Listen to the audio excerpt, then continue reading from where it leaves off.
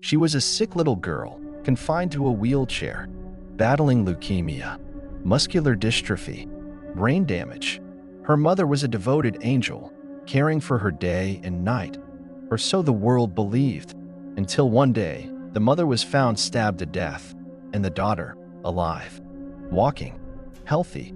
What followed stunned the nation, a twisted web of lies, abuse, and a murder that raised chilling questions about control, trauma, and justice. Is Gypsy a cold-blooded killer or the victim of a lifetime of deception? Stay with me, because what you're about to hear is one of the most disturbing and emotionally complex true crime stories of the 21st century. If you're drawn to stories that blur the line between innocence and guilt, don't forget to like, subscribe, and hit the bell icon. This is the story of Gypsy Rose and the murder of Dee Dee Blanchard, and it starts now. In June 2015, police in Springfield, Missouri made a bizarre and grisly discovery. Claudinia Dee Dee Blanchard, a 48-year-old mother, was found stabbed to death in her own home. There was another alarming twist. Her teenage daughter, Gypsy Rose Blanchard, who was believed to suffer from leukemia, muscular dystrophy, and a host of other illnesses, was missing. Neighbors, fearing Gypsy had been kidnapped by the murderer, were shocked when authorities located her soon after.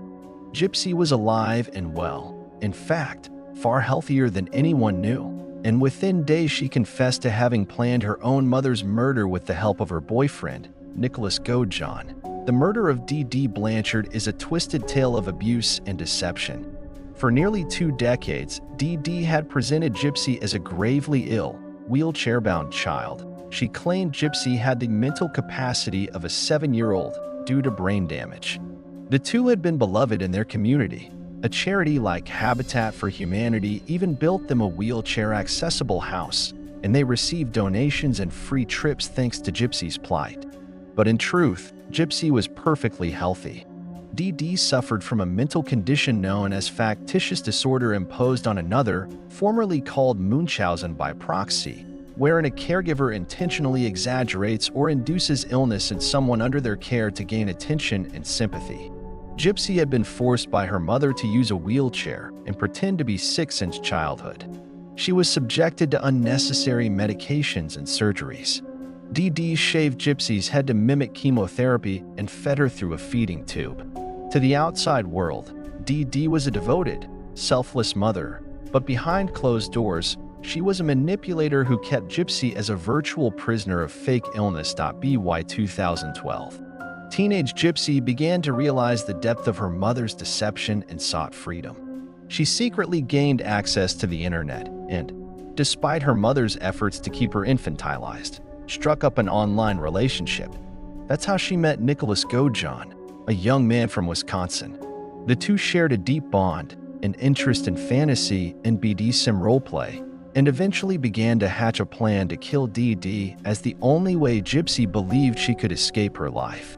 In June 2015, Nick traveled to Missouri and waited until late at night while Gypsy let him in. As Gypsy hid in the bathroom, Nicholas confronted Dee Dee in her bed and stabbed her to death with a knife that Gypsy provided. Afterwards, the pair fled back to Godejohn's home in Wisconsin. In a move that later puzzled many, Gypsy posted an alarming message to Dee Dee's Facebook account. "That bitch is dead," possibly as a way to alert someone to check on her mother's body or as an outpouring of pent-up emotion. The arrest of Gypsy Rose and Nicholas Godejohn broke the spell of Dee Dee's decades-long deceit. When the public learned that Gypsy had never been sick, that she could actually walk without assistance, they were astounded. Sympathy, initially, was with Dee Dee, the slain mother, but as details emerged, people's perceptions flipped. Gypsy, though involved in a violent crime, was also viewed as a long-term victim of child abuse who saw no other escape. The case raised difficult questions. How much blame should a victimized child carry for striking back against an abusive parent? Could years of medical abuse justify matricide? Legally, the outcome reflected some leniency for Gypsy. She accepted a plea deal for second-degree murder in 2016 and was sentenced to 10 years in prison. The plea agreement acknowledged that Dee Dee's abuse was a significant mitigating factor. Gypsy will be eligible for parole before she turns 33, and indeed she was paroled in late 2023 after serving about 8.5 years. Nicholas Godejohn, on the other hand, went to trial. In 2018, he was convicted of first-degree murder as the one who physically did the stabbing and was sentenced to life in prison without parole. In court, Gypsy testified, and there was clear evidence that she had pushed for the murder plan, but also that Nick had his own violent inclinations. Prosecutors highlighted that Godejohn had a troubled history and a perhaps warped willingness to do anything for Gypsy, including killing. The Gypsy Rose Blanchard case has since been the subject of documentaries like Mommy Dead and Dearest, and a dramatized series, The Act, because of its extraordinary details. It is a modern true crime story that elicits both horror and sympathy. On one hand, it's the murder of a mother. On the other, it's the story of a young woman breaking free from a lifetime of torture cleverly disguised as care. As Gypsy herself has said in interviews, she feels freer in prison than she ever did in the wheelchair under her mother's roof. The murder of Dee Dee Blanchard stands as an unsettling example of how truth can be stranger than fiction, and how the line between victim and perpetrator can blur in the context of long-term abuse. Another case closed. Or is it?